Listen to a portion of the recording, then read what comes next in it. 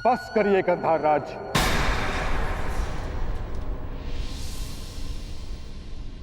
आप ही हैं जो सदैव दुर्योधन का मन कुलुषित करते रहते हैं।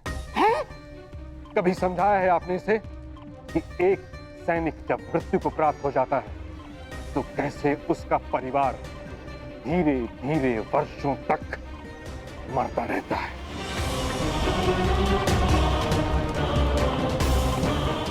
सहस्त्रों सैनिकों के प्राण का कोई मोल है? मुझे मोल नहीं है। मोल है पितामह, है। मुझे कुछ 100 सैनिकों का नहीं, उन लाखों सैनिकों के प्राण का मोल है। यदि ये युद्ध नहीं हुआ तो पांडव प्रस्तुत होंगे और फिर महायुद्ध होगा। ऐसा महायुद्ध जिसमें लाखों सैनिक अपने प्राण गंवाएंगे, फिर लाखों परिवार थोड़ा थोड़ा करके हर दिन मरते रहेंगे।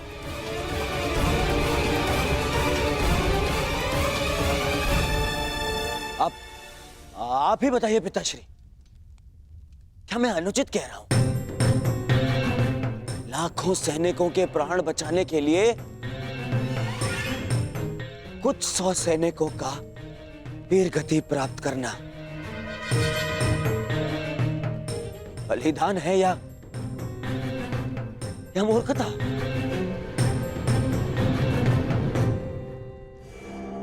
मैं तो कहता हूं कि विराट पर आक्रमण करके पांडवों का अज्ञातवास भंग करना ही नीति है। यही नीति है पितामह।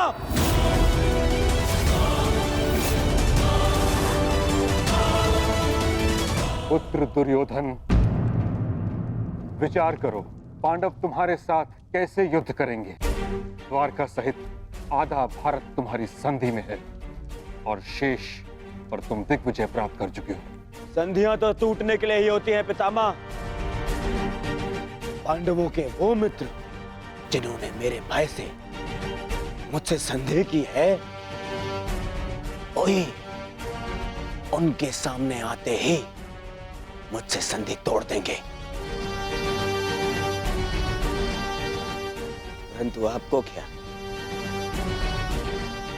आपने तो सदा पांडवों का ही समर्थन किया है। आज भी जब मैं उन पांडवों से हस्तिनापुर की सुरक्षा का प्रयास कर रहा हूं, आज भी आप उन्हीं का समर्थन कर रहे हैं।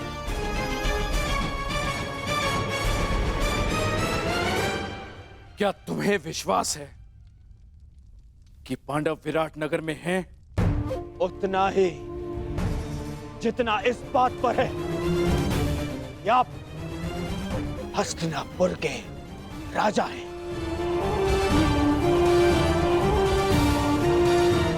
और पितामह भीष्म हस्तिनापुर का हित चाहते हैं।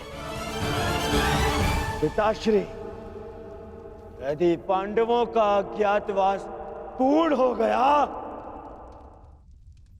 तो वो अवश्य युद्ध करेंगे।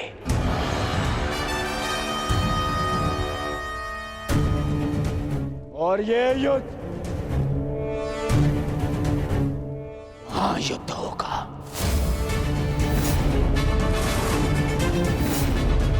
महाभारत होगा जिसमें महाविनाश होगा।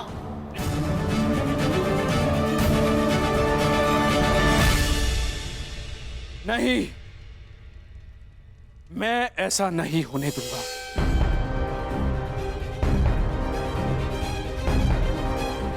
यदि विराट पर हमला करने से ये महायुद्ध, ये महाविनाश टल सकता है, तो मुझे पुत्र दुर्योधन का ये प्रस्ताव स्वीकार है।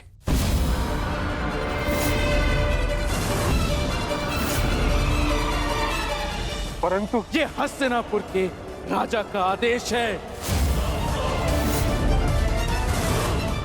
हस्तिनापुर विराट पर आक्रमण करेगा।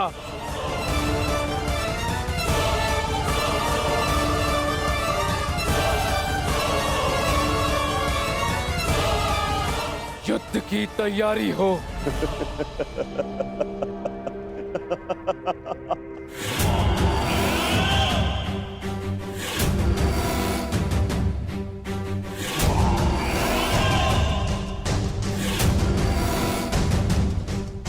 समय आ गया है मित्र। अर्जुन से तुम्हारा अधूरा द्वंद्व अब पूर्ण होगा।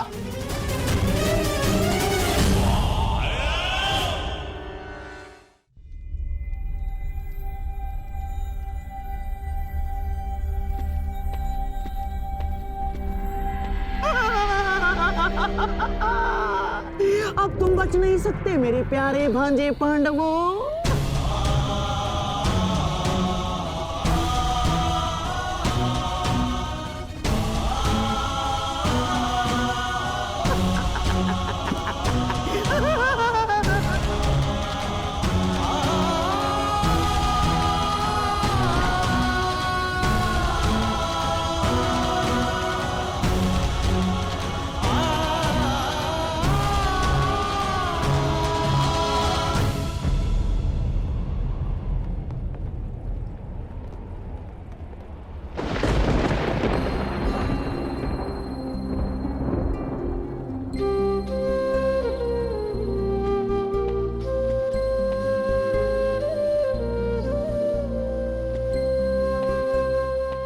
बात माताश्री,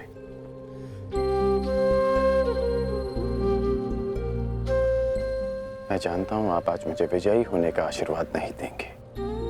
मैं आज कुछ देने नहीं, स्मरण दिलाने आई हूं। तुम्हें ज्ञात होगा कि मेरे पुत्र और पुत्रवधू के साथ छल हुआ है। जो इंद्रप्रस्थ के सम्राट थे, वो पिछले 12 वर्ष से वन में भटक रहे।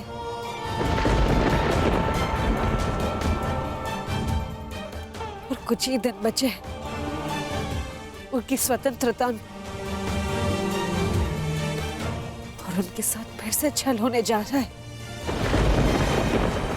हस्तिनापुर से इतनी बड़ी सेना उनकी वृत्त प्रयाण कर रही है। उनकी आत्मा रक्षा के लिए उनके पास एक भी सैनिक नहीं।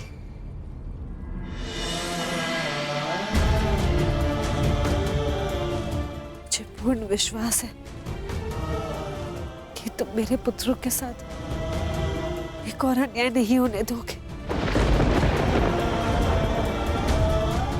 मैं तुम्हें स्मरण दिलाने आई हूँ कि माताश्री,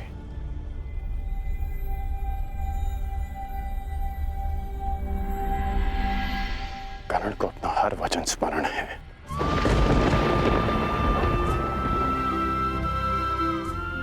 मैंने युवराज दुर्योधन के लिए शस्त्र उठाने का वचन दिया है, तो युद्ध तो मैं अवश्य करूंगा।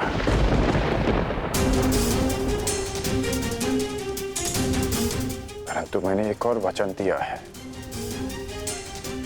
कि आपके पुत्र अज्ञातवास पूरा करेंगे, और ये वचन भी मैं अवश्य पूरा करूंगा।